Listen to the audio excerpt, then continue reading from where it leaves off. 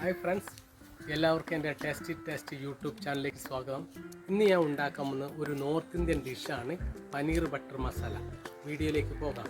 Paneer butter മസാലയ്ക്കുള്ള ingredients ഒക്കെ ready ആയിട്ടുണ്ട്, നമുക്ക് നോക്കാം.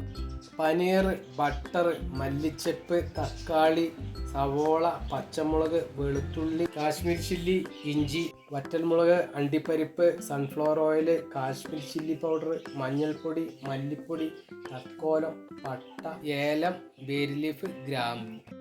ആദ്യത്തെ സ്റ്റെപ്പ്, മക്നി ഗ്രേവി ഉണ്ടാക്കാൻ വേണ്ടി കുക്കറിൽ തക്കാളി, അണ്ടിപ്പരിപ്പ്, സവോള, മുളക് ഐറ്റംസ്, ഇഞ്ചി, വെളുത്തുള്ളി, സ്പൈസസ് ഐറ്റംസ് എന്നിവ ചേർത്ത് ബോയിൽ ചെയ്ത് എടുക്കാം.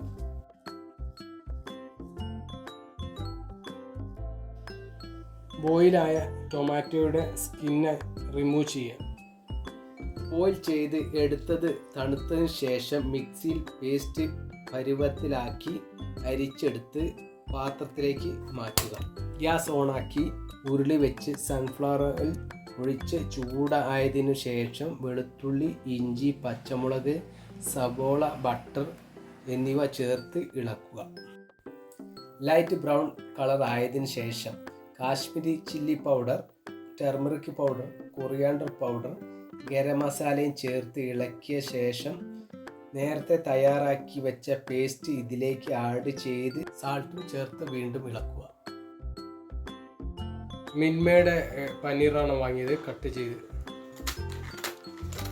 പനീർ പാക്കറ്റോടെ വെള്ളത്തിലിട്ട് ഐസ് പോയതിനു ശേഷം കുക്ക് ചെയ്യാൻ എടുക്കുക. പനീർ ഉടഞ്ഞു പോകാതിരിക്കാൻ വേണ്ടി ഓയിലിൽ ചെറുതായി ഫ്രൈ ചെയ്ത് എടുക്കാവുന്നതാണ്.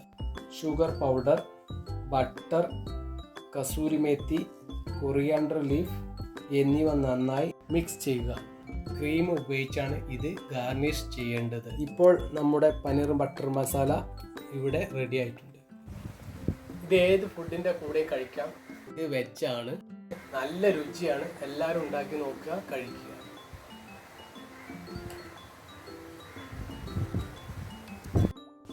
വീഡിയോ ഇഷ്ടമായാൽ ലൈക്ക് ചെയ്യുക, ഷെയർ ചെയ്യുക, സബ്സ്ക്രൈബ് ചെയ്യുക.